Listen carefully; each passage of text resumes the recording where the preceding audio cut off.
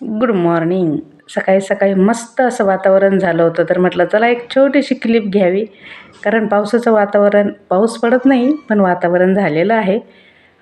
हे फक्त थोडा वेळ असतं, नंतर खूप ऊन पडतं. पण सकाळी सकाळी इतकं छान असं वाटत होतं आणि एकदम मस्त थंड थंड हवा होती, म्हणून थोडासा व्हिडिओ केलेला आहे.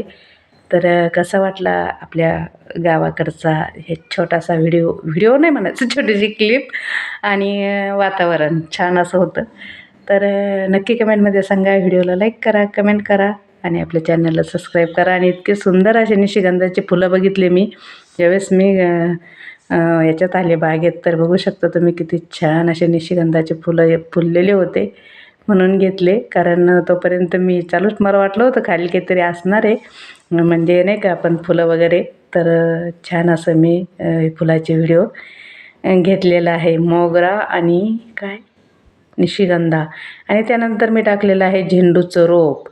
कारण आपण शेतात तर झेंडू लावलेलाच आहे, पण हा आपल्याला इथे लावायचा आहे. आणि हा तो शेतात जो लावलेला आहे ना, तो गर्द पिवळ्या कलरचे झेंडू आहेत. आणि हा आहे केशरी, नाही का, लाल लाल गुलाब, लाल लाल गुलाब नाही, लाल लाल झेंडू. तर त्याचे रोपं टाकलेले आहे. तर मी छोट्याशा कुंडीत टाकलेलं आहे, कारण आपण नंतर ते रोप काढून दुसरीकडे लावणार आहे. तर यात थोडासा पाला आणि कांद्याची टलपरं आणि माती टाकणार आहे. नंतर राख आणि कोकोपीट टाकून त्यात मी फुलं, आपण म्हणजे ते झाडालाच पूर्ण होऊन दिलेले होते ते फुलं आहेत ते. असे कवळे जे फुलं आपण तोडून ठेवतो ते फुलं नाही, रोपं ते नाही उगत.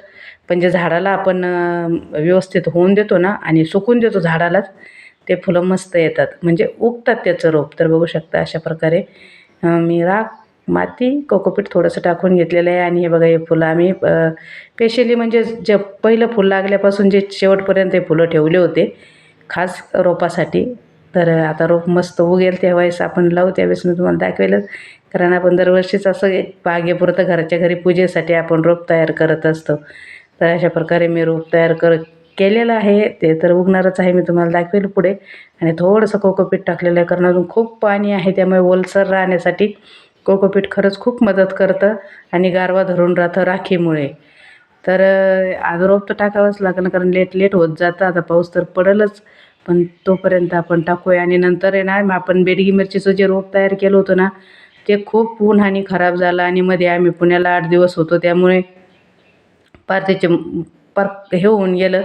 2-3 झाडं राहिले होते, तर म्हटलं चला यात यात लावून ठेवावं, नंतर बघू आपण दुसरीकडे लावू किंवा शेतात नेऊ.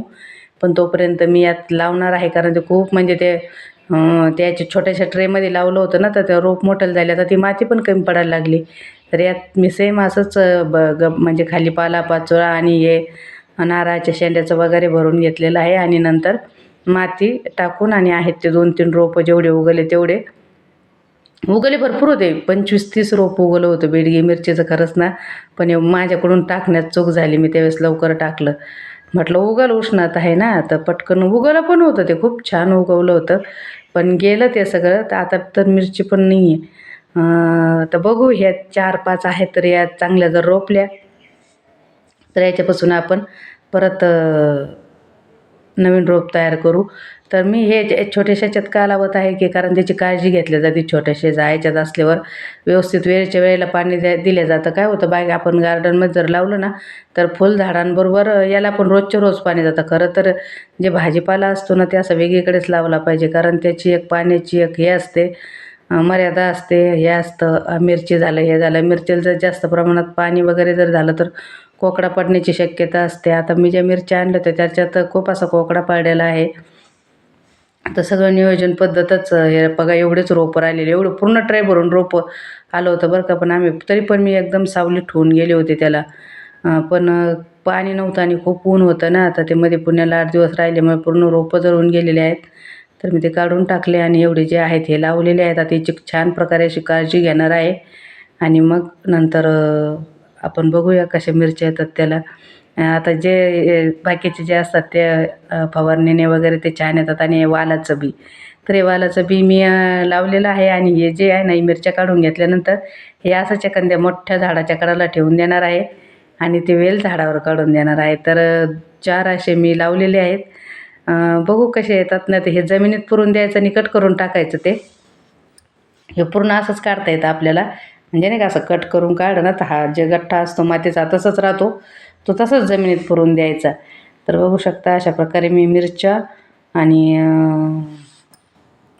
झेंडूचं रोप टाकलेलं आहे. तर कसा वाटला व्हिडिओ नक्की कमेंट करून सांगा. व्हिडिओला लाईक करा, चॅनलला सबस्क्राईब करा. शॉर्ट व्हिडिओ नक्की बघा, छान छान रांगोळीचे असतात. जे नवीन असते त्यांनी पण कमेंट करत जा, कारण तुम्ही व्हिडिओ बघता तर आम्ही निदान तुमचे धन्यवाद तरी करू शकतो. तर प्लीज कमेंट करत जा, कुठून आहात ते सांगत जा. तर कसा वाटला व्हिडिओ ते पण नक्की सांगा. आणि हे आहे झेंडूचं. तर झेंडू असे छान छोट्याशा कुंडीत लावलेले आहेत. तर खूप दाट येणार आहे ते. खरं सांगू, दाट आले कधी बारीक पडतो रोप, उगतानीच बारीक उगतं, पण जागाच नाही आहे रोप टाकायला. त्यामुळे तर बघू शकता तुम्ही, मी अजून काही फुलं ठेवलेली आहेत. यात नाही उगवलं तर आपण परत टाकूया.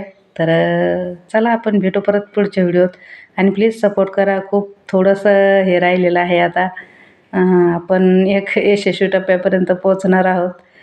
तर नक्की सपोर्ट करा आणि व्हिडिओ पूर्ण बघत जा. मी तर सर्वांचे बघते, सर्वांनी व्हिडिओ बघत जा, कमेंट करत जा, छान छान लाईक करत जा न चुकता. तर चला आपण भेटू परत. बाय बाय सर्वांना. तोपर्यंत काळजी घ्या.